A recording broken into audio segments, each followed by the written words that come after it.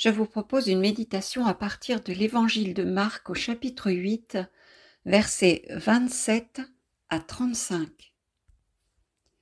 Jésus s'en alla avec ses disciples vers les villages de Césarée de Philippe, et en chemin, il posait à ses disciples cette question. « Qui suis-je » au dire des gens.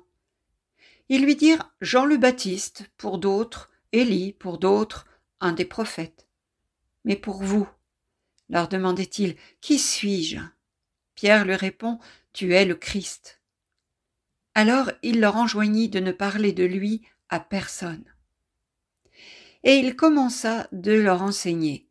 Le Fils de l'homme doit beaucoup souffrir, être rejeté par les anciens, les grands prêtres et les scribes, être tué et, après 3 jours, ressuscité. Et c'est ouvertement qu'il disait ces choses.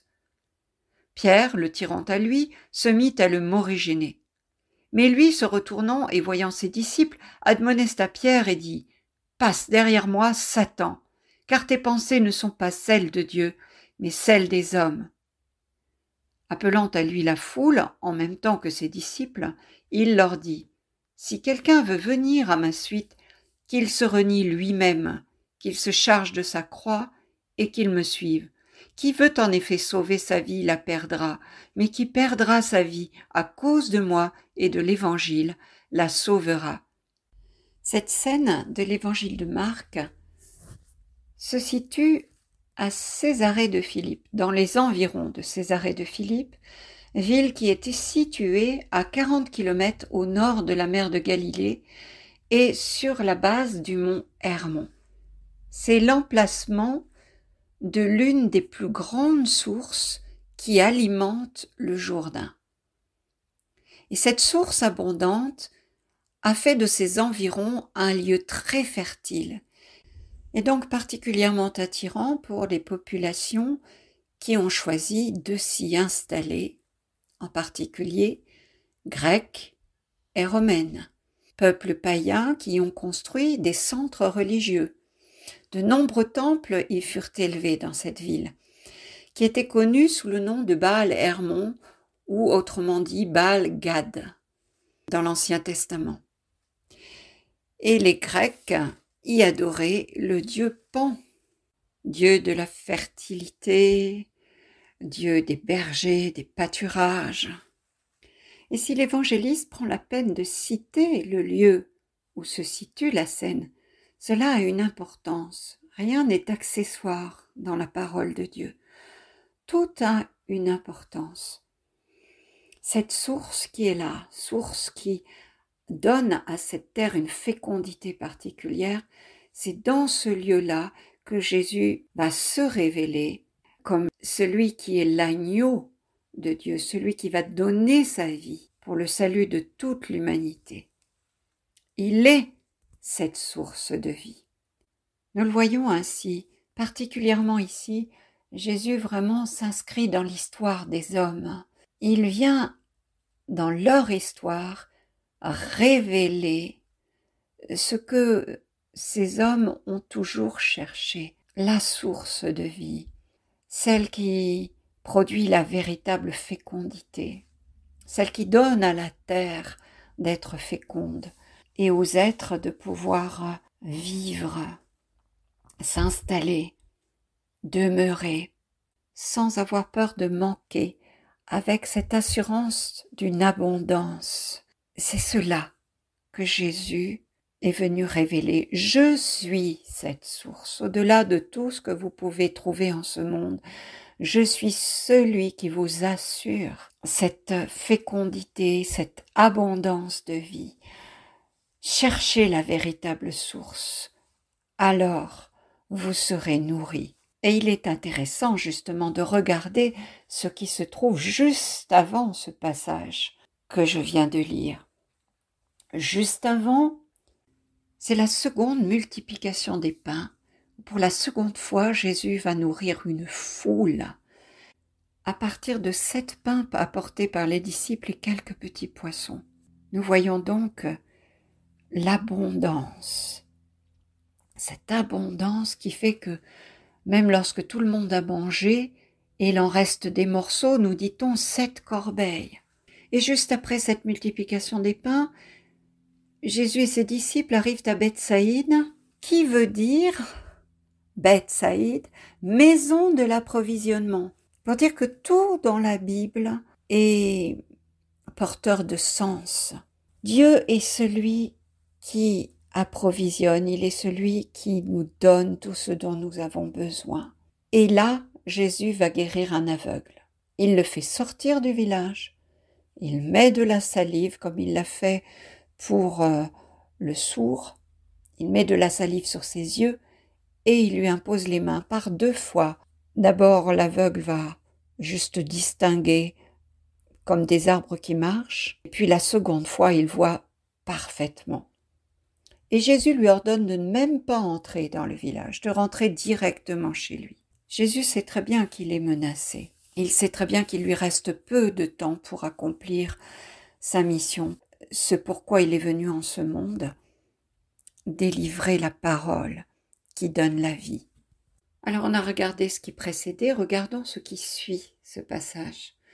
C'est directement le chapitre 9, où Jésus dit à ses disciples que certains ne goûteront pas la mort avant d'avoir vu le royaume de Dieu venu avec puissance.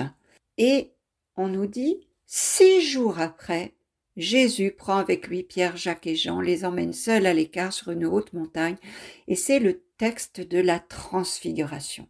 Jésus apparaît dans sa gloire, la gloire que Dieu lui a donnée, donc la manifestation de ce royaume qui était caché et que Jésus est venu manifester.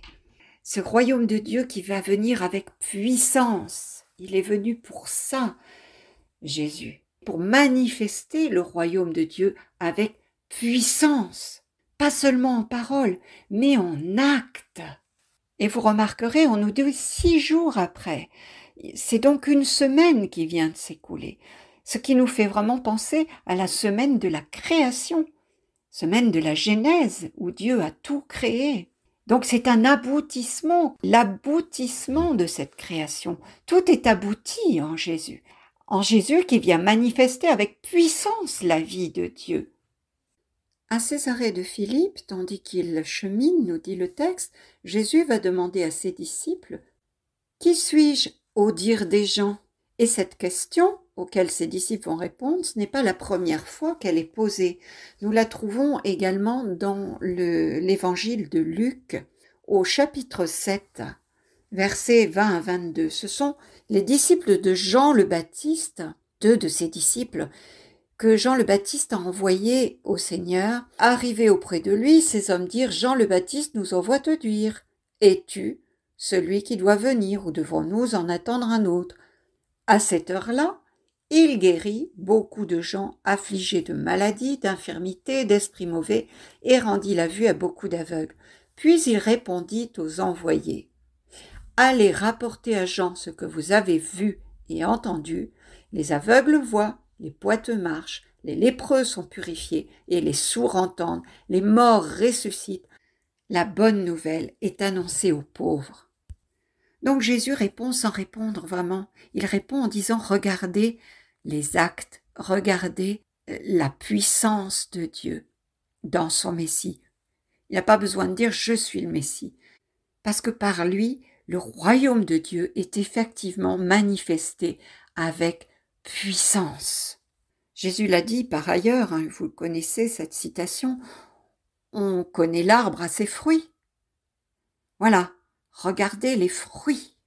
Alors que répondent les disciples à la question de Jésus « Qui suis-je pour les gens ?»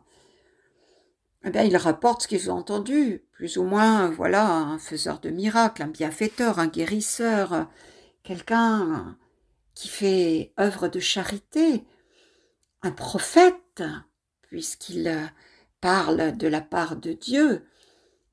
C'est manifestement quelqu'un qui est envoyé par Dieu, les gens ont bien compris cela. Mais ce qui intéresse Jésus, c'est de savoir comment ses disciples qui vivent avec lui depuis 3 ans, ses plus proches, répondent à cette question. Alors, Pierre répond « Tu es le Christ ». C'est le mot grec pour dire « loin de Dieu ». L''OINT, celui qui a reçu l'onction.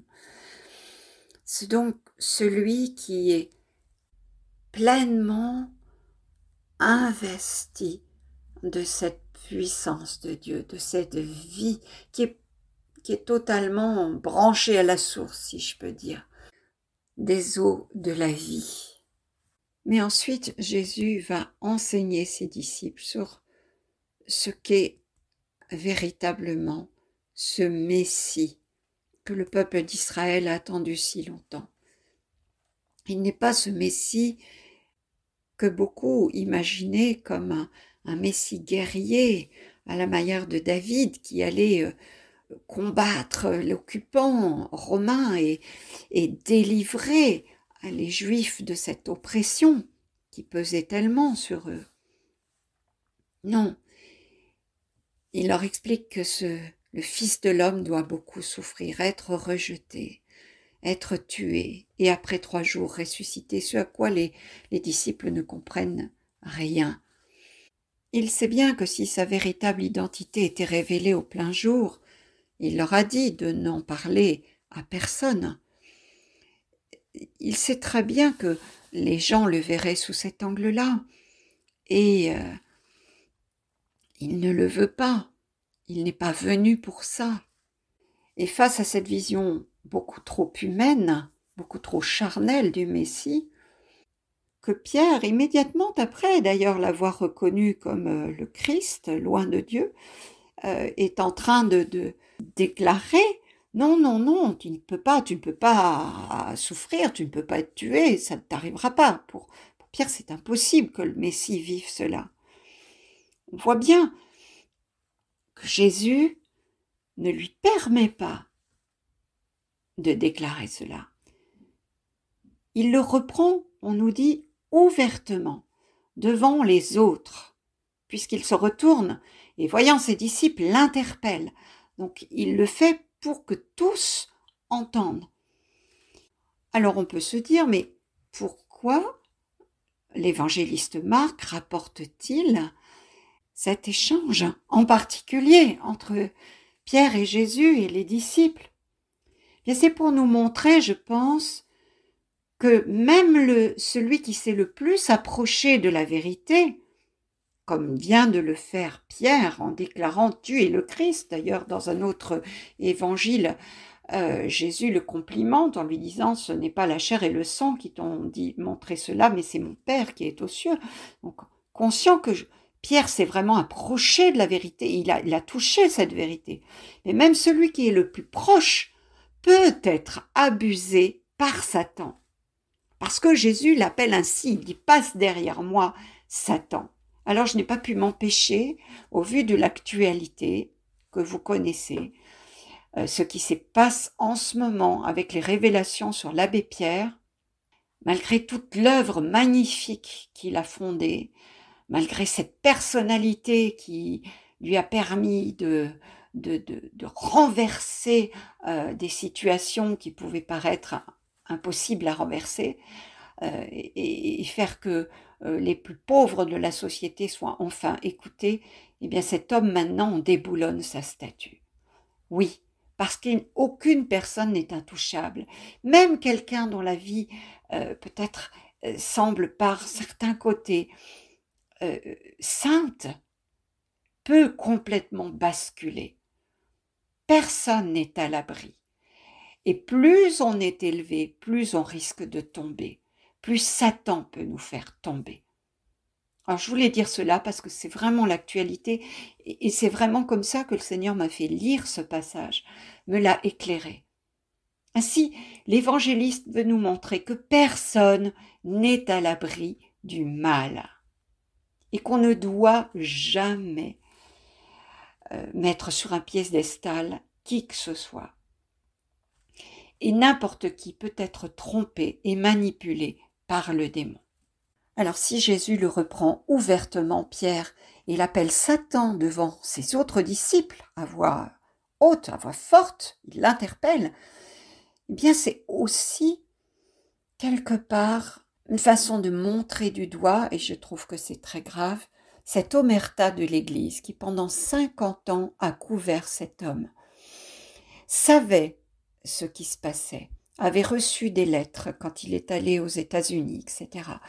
Il y a eu des révélations, et malgré cela, l'institution a protégé cet homme. Ça, c'est un grave péché de l'institution, le silence, le fait de ne pas condamner ouvertement ce qui aurait dû être fait. Il y a une leçon à tirer de cela. Jésus n'hésite pas à condamner ouvertement. Il dit toujours la vérité. Et puis si nous continuons le texte, eh bien nous voyons que Jésus, en même temps que ses disciples, va appeler à lui la foule. Il va enseigner cette foule en disant « Si quelqu'un veut venir à ma suite, qu'il se renie lui-même, qu'il se charge de sa croix et qu'il me suive. » Oui, parce que Jésus est la tête. Lui étant la tête, nous, en tant que disciples, sommes son corps. Donc, là où la tête passe, le corps suit, évidemment. On peut penser à ceux qui font de la spéléologie, qui passent dans des tunnels, des méandres rocheux sous la terre. Eh bien, on sait très bien que lorsque la tête passe quelque part, le corps va pouvoir passer, en se tortillant bien sûr, mais le corps va pouvoir passer en entier. C'est un peu comme la naissance d'un bébé. Un bébé naît par la tête, et puis ensuite les épaules et tout le reste du corps va pouvoir passer, là où la tête est passée. Donc nous sommes appelés à passer par où Jésus est passé. Et c'est cela que Jésus veut dire à ses disciples. Vous allez passer par où je suis passé. Vous allez être rejeté, vous allez être méprisé. Enfin, vous allez devoir renoncer à tout ce qui faisait votre vie pour le royaume de Dieu. Vous êtes appelés à donner votre vie pour le royaume. Et cela peut aller jusqu'au martyre. Il invite chacun à se charger de sa croix pour le suivre. Qu'est-ce que ça veut dire? À l'époque de Jésus, la crucifixion était un supplice romain assez courant. Et les crucifiés devaient porter leur croix jusqu'au lieu de leur supplice, jusqu'au lieu de leur mise à mort. Ce qui signifie que Jésus n'est pas venu pour nous rendre la vie plus facile, pour que notre vie ici-bas soit un long fleuve tranquille.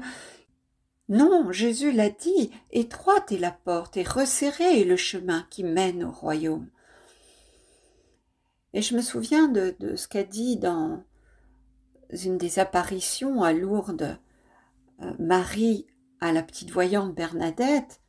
Elle lui a dit « Je ne vous promets pas de vous rendre heureuse en ce monde, mais dans l'autre. » Donc, suivre Jésus ne se fait pas sans renoncement, sans persécution, sans rejet, sans souffrance. D'ailleurs, la dernière des béatitudes que Jésus nous a données dit ceci: « Heureux êtes-vous si l'on vous insulte, si l'on vous persécute et si l'on dit faussement toutes sortes de mal contre vous à cause de moi. Réjouissez-vous, soyez dans l'allégresse, car votre récompense est grande dans les cieux. C'est ainsi qu'on a persécuté les prophètes qui vous ont précédés. » Alors prendre sa croix, c'est assumer cela en connaissance de cause. C'est aussi rejeter l'esprit de victimisation qu'on a tant souvent tendance à écouter et qui ne cherche qu'à nous décourager face aux difficultés quand nous en rencontrons, en nous laissant croire que c'est parce que nous ne sommes pas à la hauteur. Souvent on se dit « je ne suis pas assez ceci, pas assez cela, pas assez fort pour ceci, pas assez qualifié pour cela. » Non, ça c'est le père du mensonge qui nous souffle cela, ce mauvais esprit. Ce n'est certainement pas l'Esprit Saint. Alors je voudrais conclure avec un très beau commentaire de saint Césaire d'Arles, un père de l'Église, que je vous lis. Quand le Seigneur nous dit dans l'Évangile Si quelqu'un veut marcher derrière moi, qu'il renonce à lui-même. Nous trouvons qu'il nous commande une chose difficile, et nous considérons qu'il nous impose un lourd fardeau. Mais si celui qui commande nous aide à accomplir ce qu'il commande, cela n'est pas difficile. Où devons-nous suivre le Christ, sinon là où il est allé? Or, nous savons qu'il est ressuscité et monté aux cieux, c'est là que nous avons à le suivre. Il ne faut certainement pas nous laisser envahir par le désespoir, car si nous ne pouvons rien par nous-mêmes, nous avons la promesse du Christ. Le ciel était loin de nous avant que notre tête y soit montée. Désormais, si nous sommes les membres du corps de cette tête, comme il est dit en Colossiens 1, 18, pourquoi désespérer de parvenir au ciel? S'il est vrai que sur cette terre tant d'inquiétudes et de souffrances nous accablent, suivons le Christ, en qui se trouve le bonheur parfait, la paix suprême et la tranquillité éternelle. Mais l'homme désireux de suivre le Christ écoutera cette parole de l'apôtre Jean. Celui qui déclare demeurer dans le Christ doit marcher lui-même dans la voie où lui, Jésus, a marché. 1 Jean 2, 6. Tu veux suivre le Christ? Sois humble, comme il l'a été. Tu veux le rejoindre dans les hauteurs? Ne méprise pas son abaissement. Merci pour votre écoute. Que Dieu nous bénisse.